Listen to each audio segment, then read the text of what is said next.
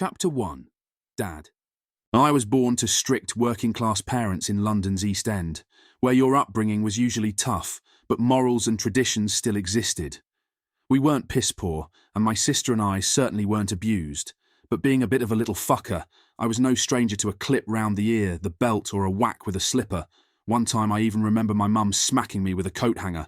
The older of two siblings, I tended to cop the blame when something went wrong while our folks were out. As a boy, I didn't know many details about my dad's past. He didn't speak about it, and I suppose I didn't think there was that much to know, really. Dad was a nice, normal gentleman who seemed to be liked by anyone who knew him. His father wasn't around when he was growing up, and at 14 years old my dad joined the Merchant Navy. He travelled the world twice over, but all me and my sister knew about his time in the service was that he had a pet monkey on board the ship. He left the Navy to have a life and a family with my mum, so with the money he'd saved up he bought a cafe in Brent Cross, which I believe they later sold. Incidentally, to this day I don't know how I ended up being christened Carlton in a 1950s London. My mother told me once that it was either that or Eugene, so I'm sorry to all the Eugenes reading this, but that would have caused me an extra 3 fights a week, so Carlton will do fine. I know it's cliché, but it really isn't until you're a parent yourself that you truly realise what you put your parents through. I was a typical mischievous boy, not a nasty or horrible kid, but somehow I always seemed to end up in trouble or at the centre of a situation. I think it was my 7th birthday when I got a Batman outfit as my present. I loved Batman, so I was made up with it. I was chasing the other kids around in the street, probably driving them all mad. I wanted to stand up high and look around the city like Batman did, then fly in and have a punch-up with a bad guy. So I clambered up onto the roof of Dad's Austin A40, struck my Batman pose, then proceeded to leap off in my attempt to fly across Newham, Gotham. Needless to say, being Batman didn't end too well for me. Several hours and a couple of x-rays later, the hospital explained to my parents that I had some sprains and a broken arm. I regularly fell out of trees that I'd climbed, but one time in particular I fell from a tree and landed on some broken glass. How's your fucking luck? Another trip to the hospital. This time I had to have several stitches in one arse cheek. I had an argument one day with another kid in the street. Fuck knows what about, but I chased him down the road. I was definitely going to catch him. I'm telling you, if only that van hadn't run me down.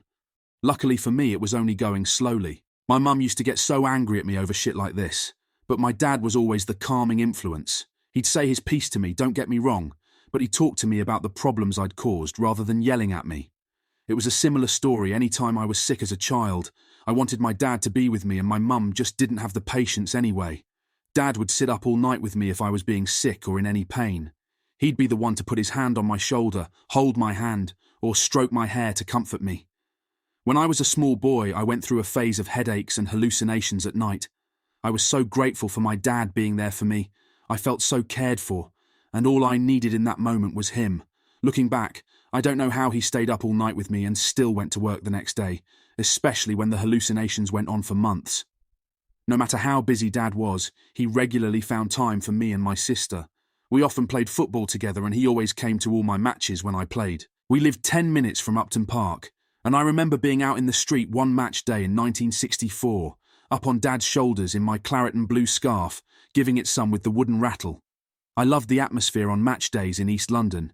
Even then, as a small boy, it was a massive buzz. I asked my dad to take me to a game, but that day was the last home fixture of the season, so Dad said we'd go next season. True to his word, the 65-66 season came around, and the first chance we got it was off to the Berlin. We set off on foot from the house. I was carrying my crate to stand on so I could see the game. Looking back, for a 6-year-old boy it probably weighed a ton, but I didn't notice through excitement. Dad bunged the guy on the turnstiles a few bob. I ducked under and in we went to the west stand. Us kids would stand on our crates with a packet of nuts or crisps and occasionally shout out something we'd heard an adult shout, while the dads would stand together and have a beer while they watched the game. That day was a proper turning point in my life. Having been a Navy man, Dad was a really strong swimmer who loved the sea. Whenever we visited a coastal town for a day out, he'd say, "Come on, boy," and he'd take me into the water on his back and swim for miles. One weekend we went down to Brighton, and with me on his back, he swam out so far that when I looked back, the pier looked small. I remember the waves seeming fairly big and strong, but he just kept going through them. We both loved it. As our father was a keen swimmer, me and my sister were quite excited the day Dad said he was going to teach us to swim. We went to Romford Road Baths, and I was a bit confused as to why we were following Dad to the deep end, given that it was our first ever swimming lesson. But all was revealed when Dad threw me in and said, "Go on, son, move your arms and legs, paddle like a dog." I made it back to the side of the pool where I was hoping for a lift out, but he told me to climb out myself. I didn't realise it at the time, but that day I learnt more than just to swim. Without consciously realising it, I learnt the very definition of the phrase, throwing you in at the deep end, and the benefits of doing so. I know that had I gotten into any trouble in that water, my dad would have been in there and got me out safe and sound in seconds, which encompasses my dad well, really. He let me make my own mistakes sometimes. He knew there was long-term benefit from not having everything come easy, but he was right there if I needed him. When I became a teenager, the trouble that found me only got worse.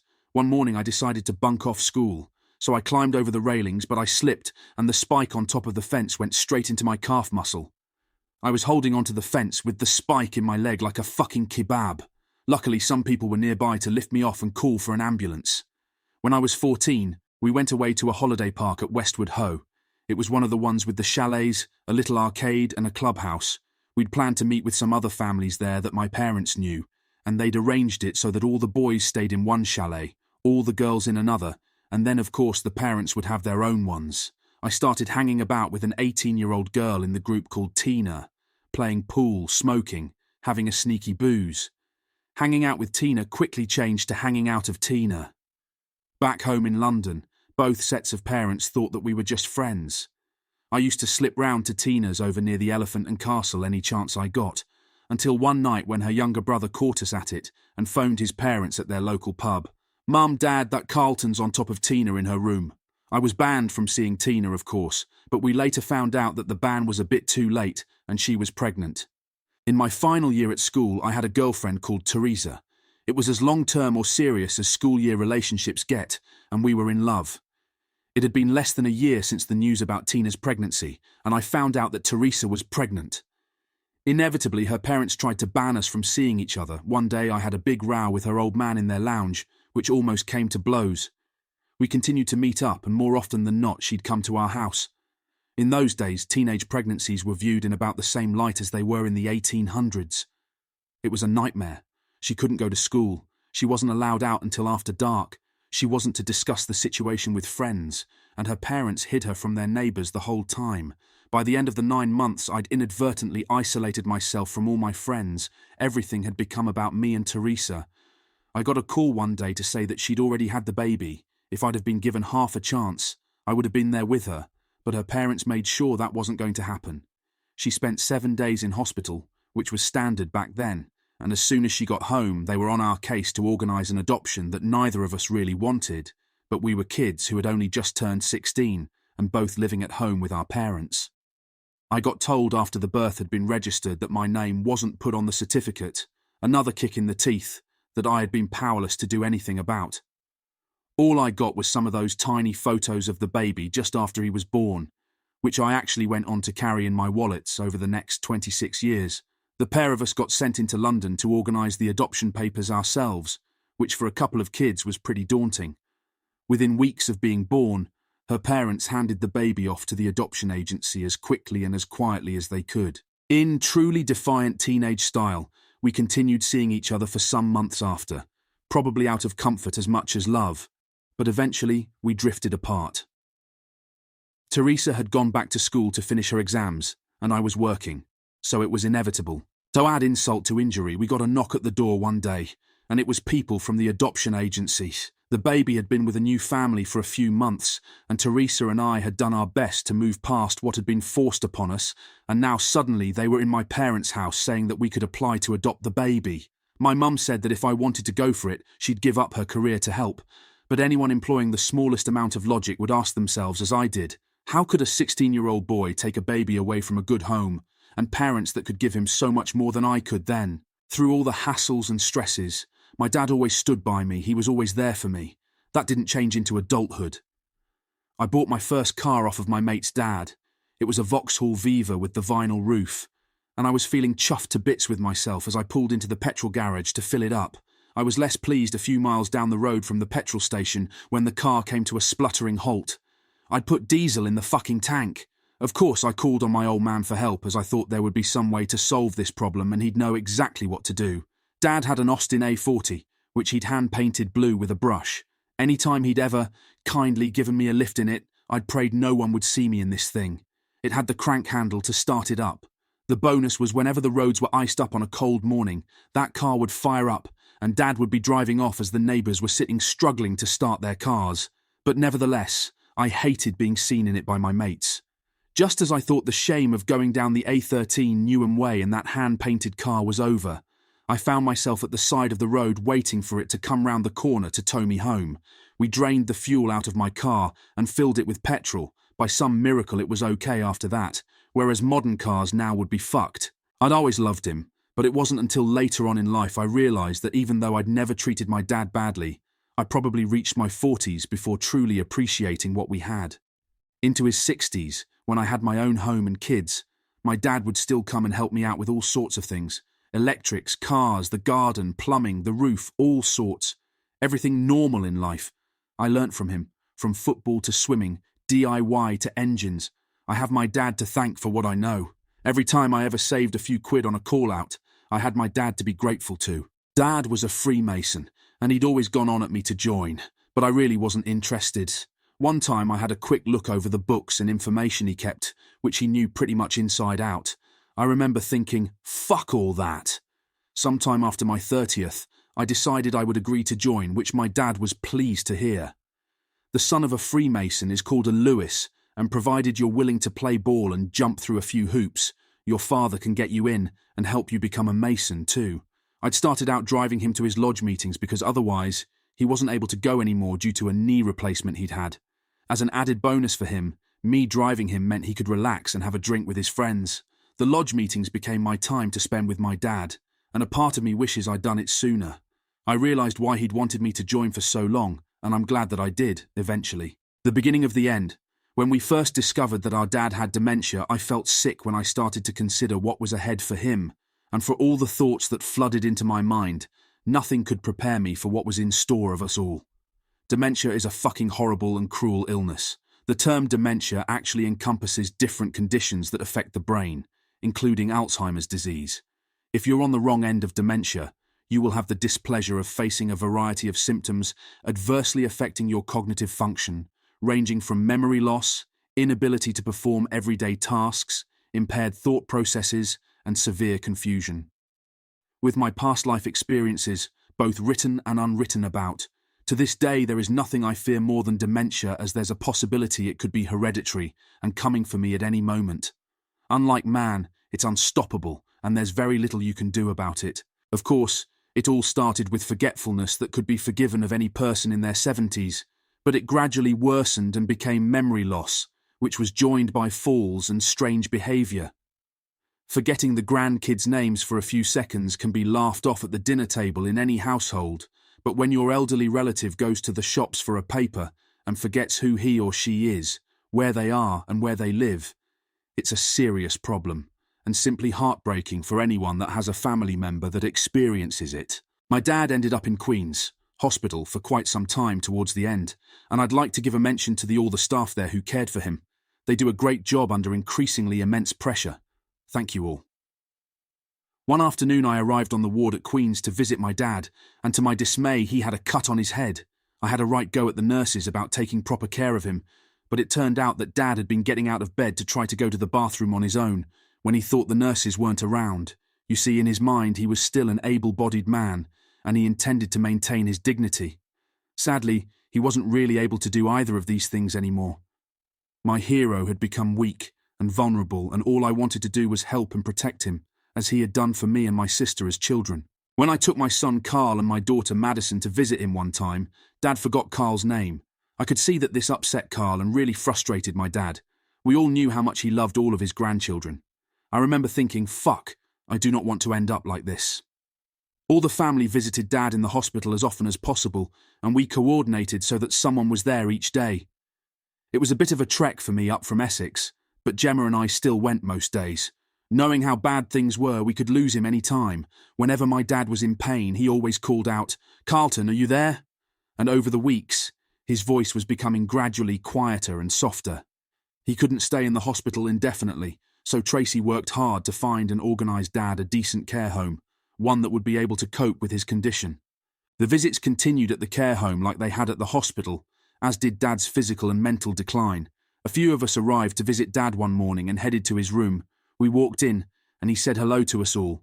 We all stared back in a bit of shock, because he had put his pants on over his trousers without realising. I stepped forward and said, "Who did you come as Dad, Superman?" We had always bantered all of our lives, and I wasn't about to stop and treat him differently. In terms of the condition, that was a good day because he'd been able to stand up and dress himself, but that was one of the last times. On another occasion, I arrived, signed in and went up to Dad's room. However, he wasn't there. My initial reaction was to feel a bit annoyed that, knowing who I was visiting, they hadn't told me where my dad was, but I realise I can, possibly sometimes, be a little bit impatient. I decided not to give it too much thought, though, as I walked back along the corridor, through the day lounge and back to the reception to inquire with the staff. "I'm looking for my dad, Norman Leach," I explained. Seeming a little surprised, the young lady replied, "He's sitting just over there."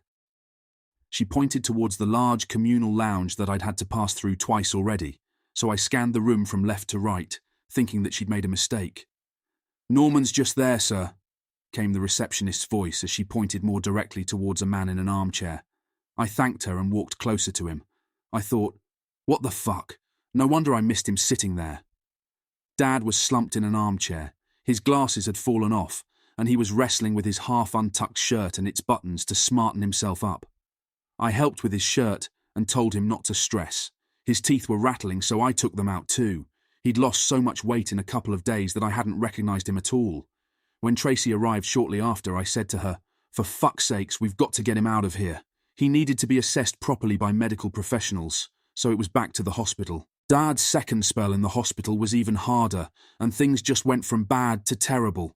He didn't have a decent dressing gown, so I took him mine up, so he could be more comfortable, but where he'd lost so much weight, it absolutely swamped him. Even though he'd pretty much lost all sense of anything that was going on in the world, I still used to take him a newspaper. I don't know if he used to stare at it to humour me, or if he actually was reading it. But one time he'd sat there for ages looking through it, so I said, "You enjoying that paper, are you, Dad?" He replied, Yeah, it's good, boy, thanks." "That's interesting, Dad, 'cause it's upside down." We laughed a little about it as I turned it around for him.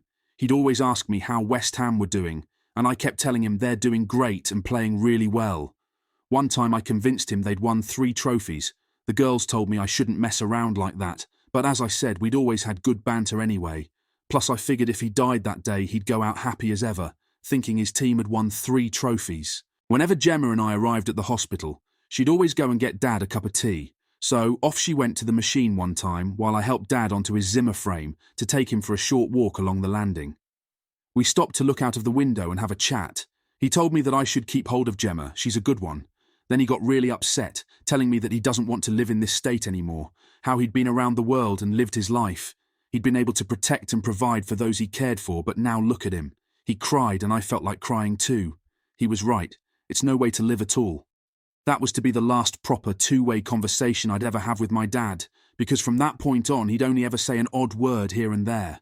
Someone suggested to me that this could have been him sticking 2 fingers up at life.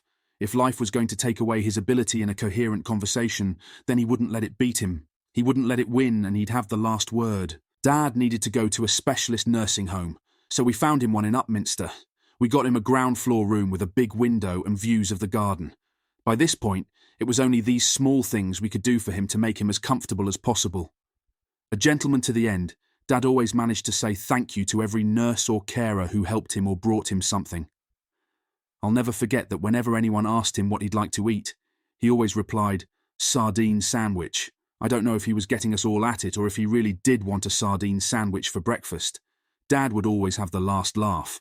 After a matter of weeks in the 24-hour care nursing home, Dad was basically existing, not living, in a cot-type bed, in adult nappies, spitting his food out. Nothing in my life to date has been so tough as to see him like that. Words cannot describe it. The family were gathered round Dad, who lay there helpless. I said, "Sorry, but can I have the room, please? Everyone out." I sat alone with my dad, held his hand, and ran my fingers through his hair. I said, "Are you okay, Dad?" He bravely replied, Yeah, boy. I drew a deep breath and continued. You're tired, ain't you, Dad? You know you can go big sleep if you want, don't you? He just squeezed my hand, as though to signal me he was too weak to say another word. The day after next, my dad died in his sleep. The man I knew as my dad had gradually shrunk into a shadow of his former self and disappeared. At the end, the man before us wasn't really my dad. Due to this fact, and also because I'm sure that being in that state would have been mental torture for him, it was a sense of relief when Dad passed away. If you've ever seen a relative suffering towards their end, you will understand me. Our dad deserved a proper fucking send-off, and Tracy and I agreed that we wanted to give him the best funeral we could, so we set about planning something personal and special. We worked day and night, ringing around suppliers, discussing options between us, considering what Dad would have preferred, and of course, dealing with the guest list. Gemma was a massive help with the funeral. My phone rings a lot on a normal day, but it was ringing off the hook for weeks after Dad died, and she would take calls for me, pass on messages and updates to people and help track who we'd invited. On the day of the funeral, there was around 150 people there. We couldn't all fit in the church. Obviously, we had family members and some of Mum and Dad's old friends there in good numbers, plus members of his lodge looking sharp in suits. The rest of the crowd was made up of villains and West Ham hooligans, who all came along to show their respect and to support me. It was quite a sight. Thank you to everyone who turned out on the day and supported me in the run-up to it. The coffin was draped with a Bobby Moore shirt, "I'm forever blowing bubbles," played while a bubble machine filled the air with bubbles, just like they always had at Upton Park when we visited as father and son. At the end, we released 83 claret and blue balloons, one for every year of Dad's life. Loads of people awkwardly found a way to explain that, even though nobody likes funerals, it had been a really good day, which is exactly what we wanted. My speech that day was the most difficult time I've ever had to speak in public, in part because there were so many people there, but more so because these were to be my final words to the man who had tirelessly been there for me throughout my entire life. A staunch man who contributed so much towards the man I became. Carly, Jamie Lee and Jodie surpassed themselves when it came to helping out and taking care of their grandparents, whilst Dad was really ill. Throughout the ordeal, they showed the same immense inner strength that Dad always had, and I was so proud of them. That's not to detract from anyone else's efforts, it's just that the three of them were best placed to help, and they really came through. My nephew Thomas was also amazing throughout that time, and he's a credit to his parents. Just 9 months after my dad passed away, my mum died too. She hadn't been in the greatest of health for a long time, and right up until he physically couldn't, my dad had taken care of her, their home, their personal affairs, everything. Me and the family would check in on them, and of course we'd be there if they needed anything. But my folks were independent, and Dad wouldn't call to ask for help unless he really needed it. Frankly, it was probably inevitable that once Dad died, Mum wouldn't be around for very long after. Many people believe in widows dying of a broken heart, and maybe there's something in that. Maybe there's a more practical reality that's close to the broken heart theory. I don't know, but what a shitty 18 months the family had had. It was only after Dad's funeral that it hit me just how mentally draining it is to have a close relative be struck with dementia. Every time I'd get home from visiting Dad in the hospital or the care home, I felt exhausted, like I'd been carrying bricks around a building site all day. In fact, probably worse. When my mum died, I felt terrible for the kids. They'd watched what had happened to their granddad, buried him, barely finished grieving, and now their nan had died. Needless to say, everyone pulled together and we got through. All his life, my dad was nothing but a gentleman, a simple man who lived for his family and was entirely unmaterialistic. Even though he'd always loved cars and engines, he'd never bought himself a nice car, even though he could have. One time, I was looking after a wealthy client who asked me to leave him at his hotel for the day and said that I could use his Rolls-Royce in the meantime. I went straight over to pick my dad up and took him out in this polished-up roller for his favourite slap-up meal, pie, mash and liquor. This is what I mean. If he could eat out anywhere in the country, he'd either choose a pie and mash shop or fish and chips. So, you can imagine my surprise when my sister tells me one day that my dad actually had another child, in Germany. Tracy found out that while he was in the Navy, he'd had a girlfriend in Germany with whom he'd fathered a daughter. I couldn't fucking believe it. I had to laugh when I found out. It was before the wall came down, so maybe he couldn't get them to the other side of the Iron Curtain. Dad had been into powerlifting in his younger days, but his knee snapped, so he'd been forced to give that up. He was also a brown belt in judo, but there was only one time in my whole life when I ever really saw any aggression from him. and that was sticking up for my mum. Her family was a large Catholic one, and the weddings would usually get out of hand. My mother was often in the centre of things, and one particular time when the tables were going up in the air, someone threw a beer in her direction. Dad picked the man up 3 inches from the floor by his braces and threw him away like he was taking out the rubbish. As a kid, I laughed at that sight but forgot all about it until a family friend, Tony, told us a story about Dad one day. Tony was a big fella, over 6'" tall. He worked at a power plant with Dad, and one day he was arriving to work when he saw Dad walking in too. He crept up behind Dad for a laugh and jumped on his back. Tony explained that before he knew what had happened, Dad had thrown him over his shoulder and onto the ground like a sack of potatoes. I have a vivid memory from childhood of these 2 men that used to come to our house in sharp tailored suits, smelling of Old Spice. One time I asked my dad, "Who are they, Dad?" And one of the men said something like, "I'm your old uncle, lad." Sometimes they used to give me and my sister £1 before they disappeared into the kitchen with Dad and the door closed. I found out that the men worked for the Crays, and Dad used to sell knockoff gear for them. These fellas were the cash collectors. Dad had a second cafe for a time, called Mocha in Ilford. It was fairly famous locally. When I was there, Dad always seemed to be one of the lads, liked and respected. I couldn't put my finger on it at the time, but there was just something about the people in there and around Dad. Turns out that all the bouncers from the Palais used to go in after work for some food. So why had Dad gone to such lengths to ensure that us kids never really saw that inner, darker side of him? Why had he never told us any of the cool or interesting stories he had? I can only conclude that he wanted us to love him for who he was as a father and as a man. He didn't want or need to impress us in any other way, and I can't describe the amount of respect I have for him because of this. Looking back at the relationship I had with him and experiencing things for the first time in my childhood, I couldn't have wished for it to have been with anyone more than my dad. The frustration, sadness and pain I felt in the closing years of his life is overshadowed by the laughs and banter that I'll always keep and value, more than any amount of cruelness that life unfairly gave one of the proudest and strongest men I've ever had the pleasure of knowing. You're in my thoughts daily, and there isn't a day that passes I wish I could just have one more chat with my all-time hero. Rest in peace, Dad. I miss you to this day.